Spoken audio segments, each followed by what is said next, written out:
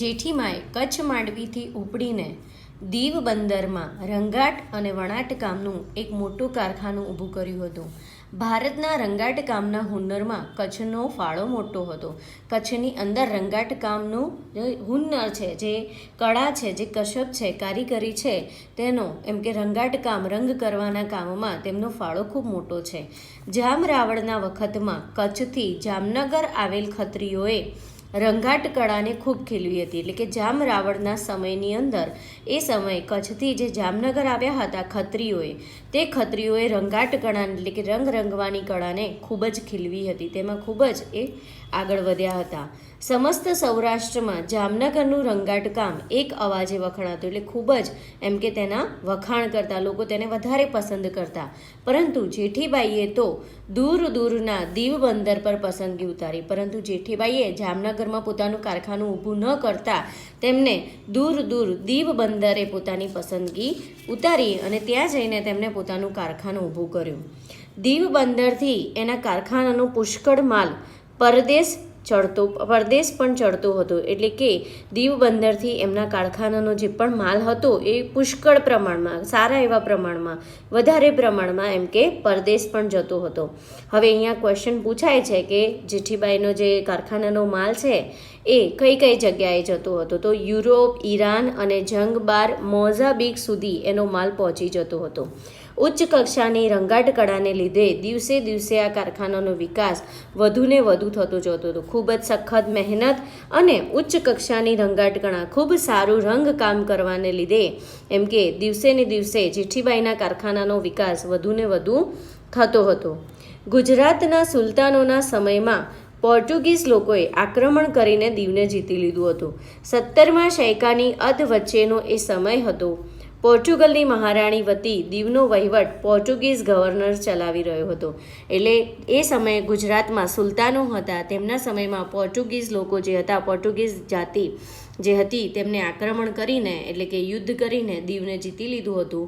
અને 17મા સૈકાની આ વાત છે, 17મા સૈકાની, કે જ્યારે પોર્ટુગલની મહારાણી વતી એટલે કે મહારાણી નહોતા અહીંયા આવતા, પણ તેમના તરફથી પોર્ટુગીઝનો એક ગવર્નર એમ કે આ બધી જ સત્તા દીવની અંદર ચલાવી રહ્યો હતો.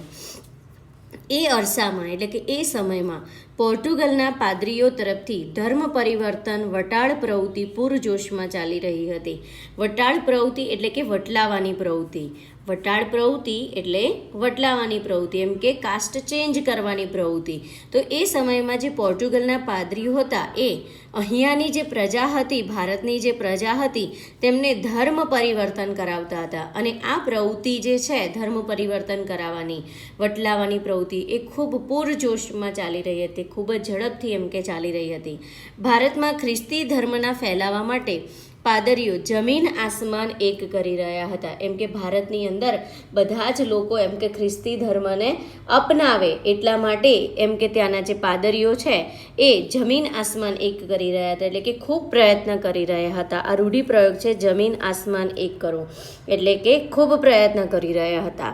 અજ્ઞાન અને ભોળા લોકોને લાલચમાં લપટાવીને તેમને ખ્રિસ્તી ધર્મમાં ખેંચી લાવવામાં આવતા હતા.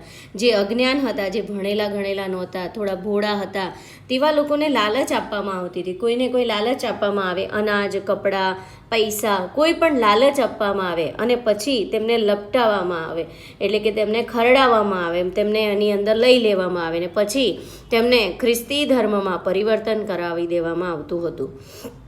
અહીંના કાયદાઓ પણ વટાળ પ્રવૃત્તિને ઉત્તેજન આપે એવા પ્રકારના કરવામાં આવ્યા હતા. ત્યાંના જે કાયદાઓ બનાવ્યા હતા, પોર્ટુગીઝ લોકો આવ્યા અને પછી એમને કાયદા બનાવ્યા, એ કાયદા પણ એવા હતા કે તે લોકો એમ કે એમને એ ધર્મ પરિવર્તન કરવું જ પડે. એમાં એક કાયદો એવો હતો કે કોઈ પણ બાળક નિરાધાર હોય તો તેને બળજબરીથી ખ્રિસ્તી બનાવીને તેના માલ મિલકત જપ્ત કરી લેવા. એમાં એક નિયમ, તેમને એક કાયદો એવો બનાવ્યો હતો કે જો કોઈ બાળક નિરાધાર એટલે કે અનાથ, કોઈ બાળક નિરાધાર જેનો કોઈ આધાર ન રહે તેવો જો કોઈ બાળક નિરાધાર હોય તો તેને જબરજસ્તી પણ ખ્રિસ્તી બનાવીને તેની જેટલી પણ માલ મિલકત છે એ આ પાદરીઓ જપ્ત કરી લેતા હતા.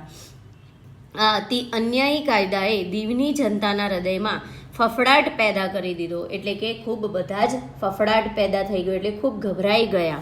તેમના હૃદયમાં ભય ઊભો થઈ ગયો. કાયદો એ કાયદો જ હતો અને કાયદો એનું કામ કરી રહ્યો હતો. કાયદો એ કાયદો હતો. પોર્ટુગીઝ પ્રજા જે આવી હતી, પાદરીઓ જે હતા, એ આ કાયદાનું પાલન કરી રહ્યા હતા. કાયદો એનું કામ કરી રહ્યો હતો. પાદરીઓની સત્તા અને એમની જો હુકમી આ કાયદાથી બે મર્યાદ બની જતી હતી. પાદરીઓની સત્તા અને એમની જો હુકમી એટલે કે એ જે કે એ જ કરવાનું, એ કાયદાની બે મર્યાદા એટલે કે મર્યાદાને પણ ઓળંગી જતી હતી, મર્યાદાના વિરોધ જતી હતી. જેટલી પણ લિમિટ્સ છે બધી ક્રોસ કરી જતી હતી.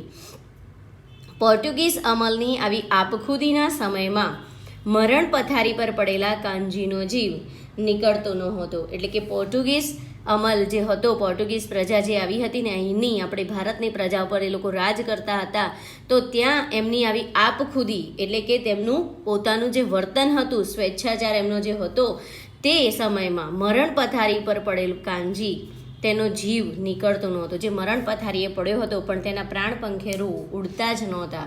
એટલે કે તેનો આત્મા જે છે એ શરીરમાંથી બહાર નહોતો નીકળતો. મરણ પથારીએ હોવા છતાં મૃત્યુ એને નહોતું આવતું. એના મૃત્યુ બાદ 14 વર્ષના એના પુત્ર પર ખ્રિસ્તી પાદરીઓનો કાયદો કેવી આફત વરસાવશે એ ચિંતા કાનજીના કામદારના કાળજાને કોરી ખાતી હતી. એટલે કે જો એનું મૃત્યુ થઈ જાય તો એના મૃત્યુ પછી 14 વર્ષના એના પુત્ર પર ખ્રિસ્તી પારસીઓ જે છે એ એમને જે કાયદો બનાવ્યો છે, બળજબરીથી નિરાધાર વ્યક્તિને ખ્રિસ્તી બનાવી તેની માલ મિલકત જપ્ત કરી લેવી, એ કાયદો બનાવ્યો છે, એ કાયદો એના 14 વર્ષના બાળક ઉપર કેટલી આફત એમ કે વરસાવશે એનું ટેન્શન, એની ચિંતા કાનજીના કાળજાને કોરી ખાતી હતી. એટલે કે કાળજાને કોરી ખાતી હતી. આ એક રૂઢિપ્રયોગ છે, કાળજાને કોરી ખાવું એટલે કે દુઃખની અનુભૂતિ થવી. એને ખૂબ દુઃખ હતું એ બાબતનું કે મારા મૃત્યુ પછી મારા પુત્રનું શું થશે. એનો જીવ એ ચિંતામાં જ અટવાયા કરતો હતો. આજે 8 દિવસથી તેને અનાજનો એક દાણો પણ લીધો ન હતો. આમ છતાં છેલ્લા ડચકા ખાતો એનો જીવડો કેમે કરી નીકળતો ન હતો. એના જીવની મુક્તિ થતી નહોતી. 8 દિવસથી એને અનાજનો એક દાણો એટલે કે એના પેટમાં અનાજનો એક દાણો પણ ગયો નહોતો, છતાં પણ તેને મૃત્યુ આવતું નહોતું. એના જીવની મુક્તિ નહોતી થતી. ફક્ત ને ફક્ત એટલા માટે કે એનો જીવ જે છે એ પોતાના પુત્રની ચિંતામાં અટવાઈ ગયો હતો, એટલે મૃત્યુ આવતું નહોતું. 8મા દિવસની અડધી રાત્રે એના જીવને રૂંધાતો જોઈ જેઠીમાં એને આશ્વાસન આપી રહ્યા હતા. જ્યારે 8મા દિવસની અડધી રાત હોય છે ત્યારે જેઠીમાં આ જોઈ રહ્યા હોય છે કે કાનજીનો એમ કે જીવ કેમેય કરીને જતો નથી, રૂંધાઈ રહ્યો છે. ત્યારે જેઠીમાં એને આશ્વાસન આપીને કહી રહ્યા છે, કાનાભાઈ તું તારા જીવને ગતે કર, તારે જે કંઈ કહેવું હોય તે કહી દે, તારો જીવ કેમ અકળાય છે. એટલે કહે છે કે તું તારા જીવને ગતે કર, એમ કે તું તારા જીવને જવા દે, તારે જે કહેવું એ કહી દે, કેમ તારો જીવ એમ કે અહીંયા અટવાઈ રહ્યો છે. આ વખતે કાના કામદારે બાજુમાં જ ઊભેલા એના કિશોર પુત્ર 14 વર્ષના પુત્ર તરફ અંગુલી નિર્દેશ કર્યો, આંગળીથી એમ કે નિર્દેશ કર્યો, બતાવ્યું કે અમારો પુત્ર એમ. જેઠીમાં તરત જ એના મનની વાત પામી ગયા. જેઠીમાને ખબર પડી ગઈ કે કાનજી શું કહેવા માંગે છે. કિશોરનો હાથ પોતાના હાથમાં લઈને કહ્યું, કાના હું આજે ભગવાનને સાક્ષી રાખીને પ્રતિજ્ઞા લઉં છું કે મારું આખું કારખાનું ઊંધું વળી જાય ને તો પણ તારા દીકરાને ઊની આંચ આવવા નહીં દઉં. આજથી આ દીકરો તારો નથી પણ મારો છે. તું સુખેથી તારો જીવ ગતે કર. જેઠીમાં તરત જ કાનાની જે કાનજી છે એના મનની વાત પામી ગયા કે એને ડર છે કે પાદરીઓ આવીને તેના બાળકને ખ્રિસ્તી બનાવી દેશે અને તેની બધી જ માલ મિલકત લઈ લેશે એવું એ જાણી ગયા. તેથી તેમને કાનજીના પુત્રનો હાથ પોતાના હાથમાં લઈને કહ્યું કાનજીને કે હું ભગવાનને સાક્ષી રાખીને તારી પ્રતિજ્ઞા એમ કે આજે લઉં છું કે મારું આખું કારખાનું પણ મારે વેચી દેવું પડે ને, ઊંધું વાળી દેવું પડે ને તો પણ હું વાળી દઈશ, પણ તારા દીકરાને ઊની આંચ આવવા દઈશ નહીં. ઊની આંચ ન આવવી રૂઢિપ્રયોગ છે, એટલે કે તેને જરાય તકલીફ કે દુઃખ નહીં આવવા દઉં.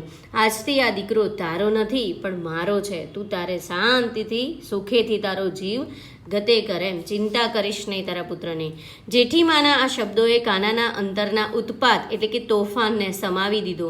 હૃદયની અંદર જે તોફાન ચાલી રહ્યું હતું કે મારા પુત્રને શું થશે એ તોફાનને શમાવી દીધું, ઠંડુ પાડી દીધું. એનું મૂંઝાતું મનડું શાંત બની ગયું. એનું જે મન મૂંઝાઈ રહ્યું હતું, કન્ફ્યુઝ હતું, તે એકદમ શાંત બની રહ્યું હતું. હવે નિશ્ચિંત થઈ ગયો કે મારા પુત્રનો હાથ ઝાલી લીધો છે જેઠીમાએ, હવે મારા પુત્રને કાંઈ નહીં થાય. જેઠીમાના વચનોમાં એને પૂરેપૂરી શ્રદ્ધા હતી. થોડી જ વારમાં એના પ્રાણ પરવારી ગયા. એટલે કે જેઠીમાએ જે પણ શબ્દો કીધા એમાં એને પૂરેપૂરી શ્રદ્ધા હતી કે જેઠીમા જે કહે છે એ કરીને જ રહેશે. એટલે થોડી જ વારમાં એના પ્રાણ પરવારી ગયા, એટલે કે તેનું મૃત્યુ થઈ ગયું. રૂઢિપ્રયોગ છે પ્રાણ પરવારી જવા, મૃત્યુ થઈ જવું. ખેલ ખરાખરીનો હતો. કાનાના અવસાનની વાત બહાર પડી જાય તો તે જ ઘડીએ પાદરીઓ અને પોલીસનો ધસારો આખા કારખાનામાં ઉથલ પાથલ મચાવી દે તેવું હતું. કાનાના નિરાધાર દીકરાને અને એની ઘર વખરીને પણ ખેંચી જાય. હવે કાનજીના મૃત્યુ બાદ ખેલ જે છે એ ખરાખરીનો હતો. જેઠીમાએ વચન આપ્યું હતું કે તેના દીકરાને કંઈ નહીં થવા દે, એટલે હવે જે ખેલ હતો તે ખરાખરીનો હતો. કાનાના અવસાનની વાત જો બહાર પડી જાય તો તરત જ પાદરી અને પોલીસ આવી જાય, આખા કારખાનામાં ઉથલ પાથલ મચાવી દે અને કાનાની જેટલી પણ સંપત્તિ છે બરોબર એ બધી જ ખેંચી જાય અને કાનાના દીકરાને પણ લઈ જાય. કેમ કે કાનાની પત્ની તો પહેલાં જ મૃત્યુ પામી ચૂકી હતી. હવે એનું પણ મૃત્યુ થઈ ગયું, એટલે દીકરો કેવો થઈ ગયો? નિરાધાર, અનાથ થઈ ગયો. એટલે કે અનાથ દીકરાને લઈ જાય અને ખ્રિસ્તી બનાવી દે અને એની ઘર વખરી પણ ખેંચી જાય. એટલે હવે ખેલ ખરાખરીનો હતો. જેઠીમાએ સમય સૂચકતા વાપરીને કાનાના મૃત્યુની વાત ઉપર પડદો પાડી દીધો અને બીજી દિશામાં પગલાં માંડ્યા.